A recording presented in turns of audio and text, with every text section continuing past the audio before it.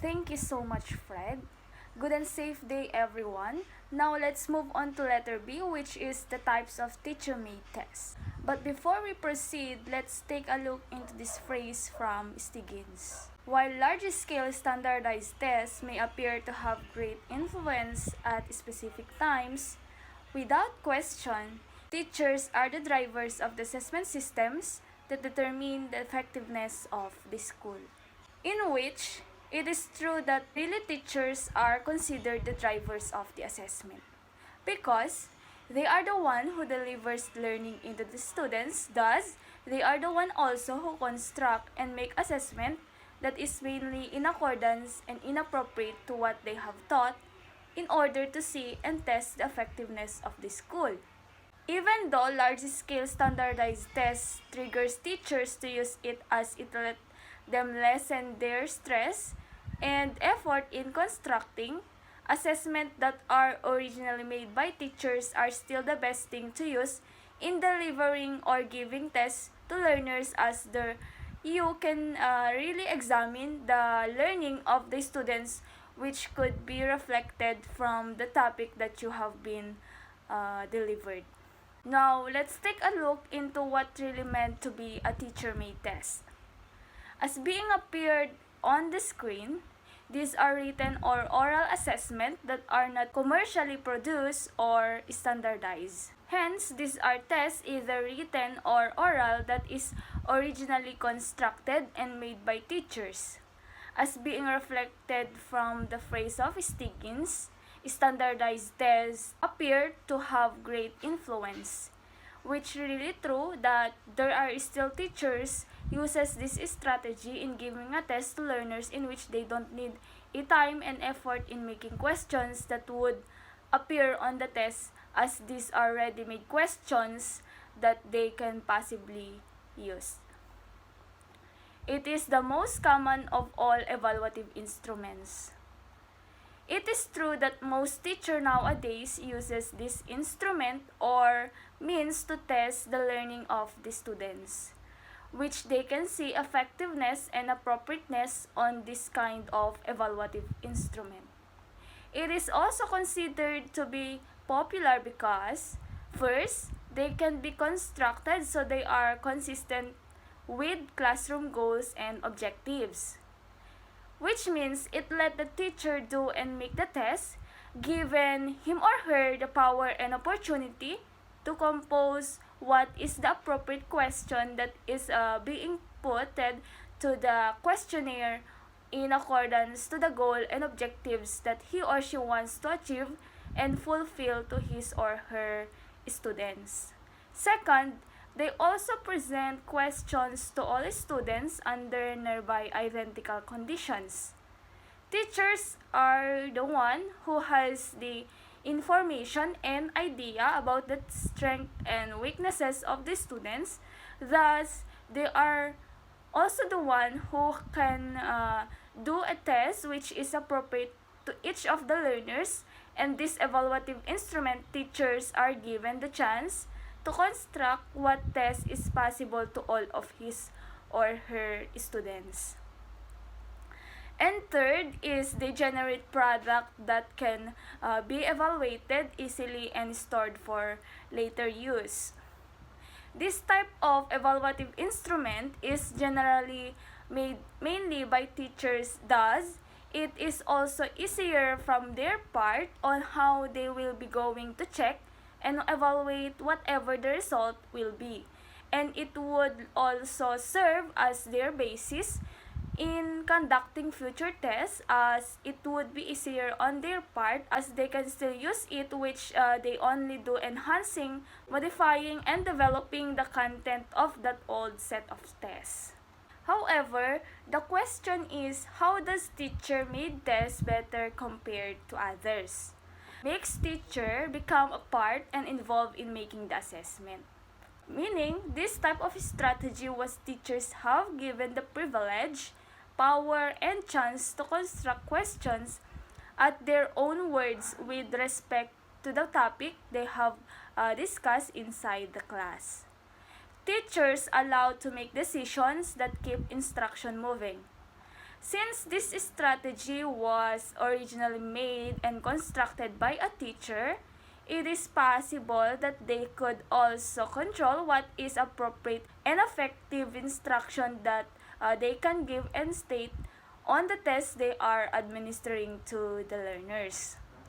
Teachers can make changes immediately to meet the needs of their students.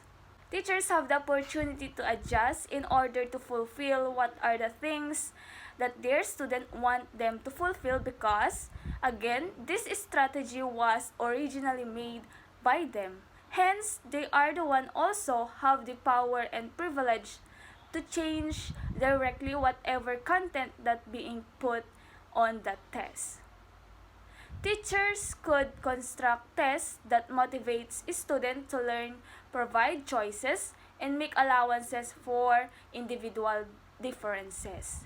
As I have been stated on my previous statement, teachers are the one who knows what are the strengths and weaknesses of each of his or her students. Thus, they are the one also who can make a test that is possible to all kind of students in that no student or learner would be left behind.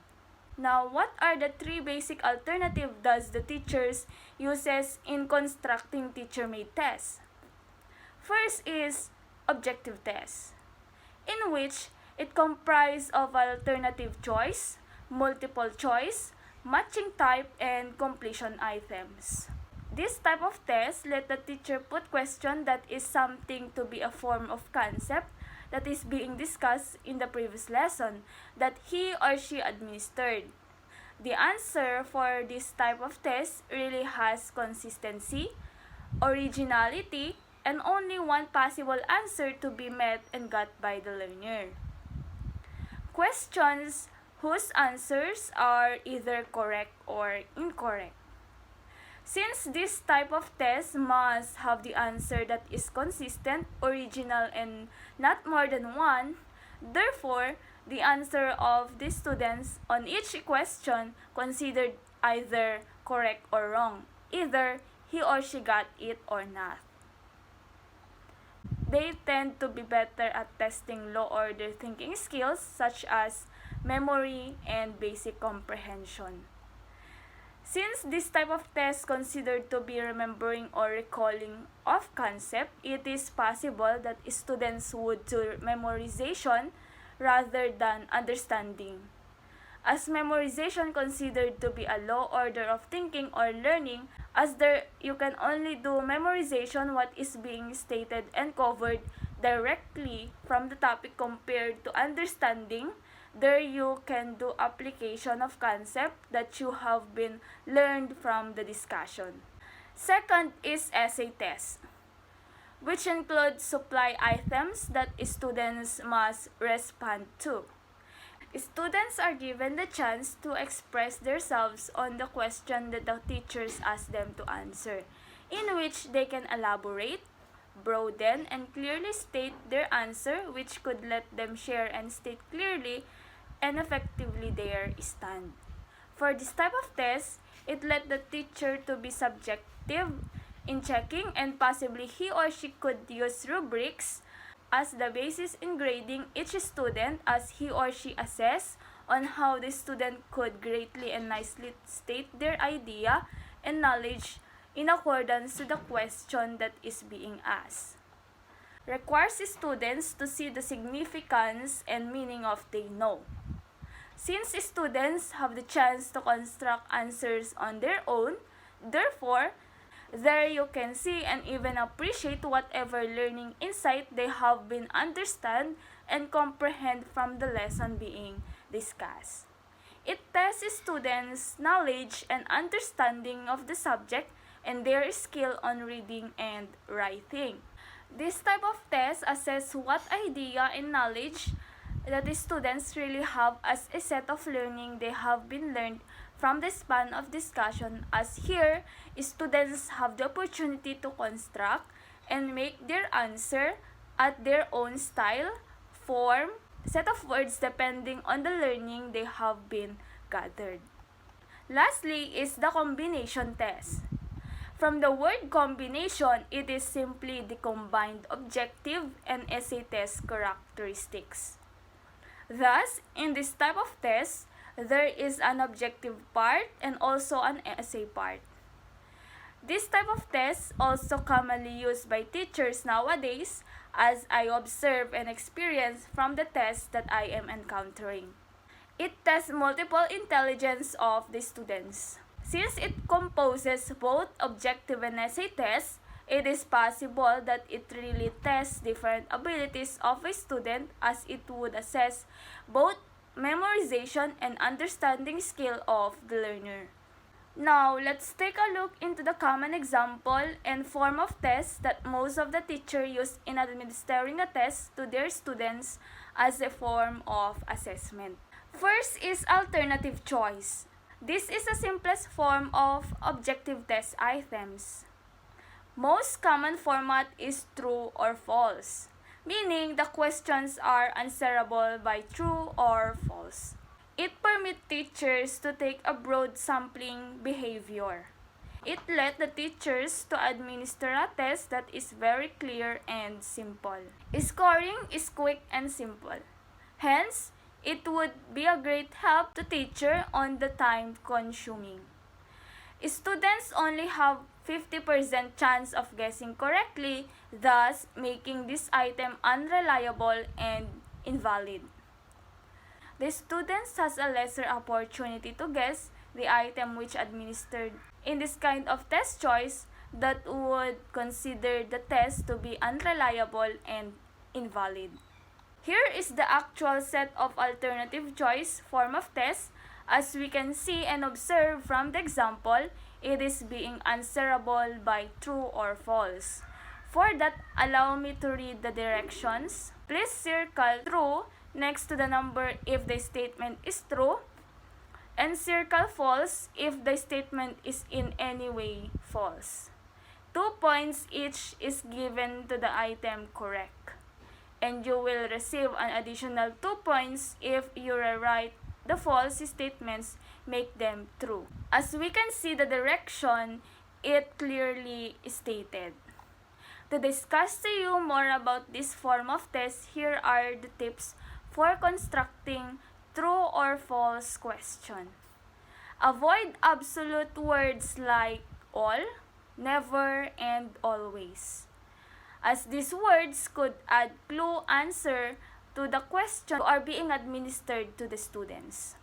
Make sure items are clearly true or false rather than ambiguous. To prevent more stress and hardship on the part of the students, the items should clearly stated that as a teacher, you should be specific in constructing and making your statement as would only be answerable by true or false.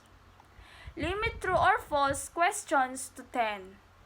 In order to meet reliability and validity to your set of tests, you should only limit your true or false part of your test into 10, in order for the other form of test being accommodated also. Consider asking students to make false questions true to encourage higher order thinking.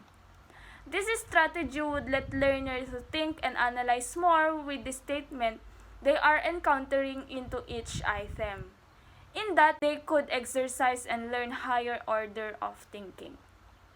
Second is multiple choice. It considered to be popular and widely used form of test items.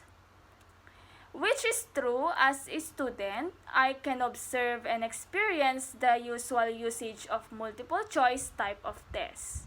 It can also be used to successfully measure achievement of almost any objective. This is also a subtype of objective type of test, in which, in evaluating the result, teacher can easily check each item that is being administered from the test, in which teacher can easily see and measure the academic standing of the learner.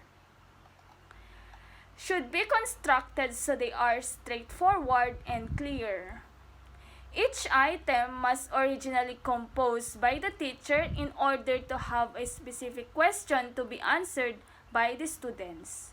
that would have a nature of test that is very simple but very comprehending in the part of the students.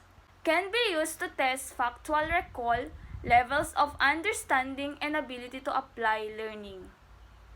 The set of questions that being administered to this form of test could test and assess if the students could really recall, understand, and even apply what they have learned. The only thing that it makes even requiring law order of thinking is that there are set of choices that the test taker would choose and even guess in answering.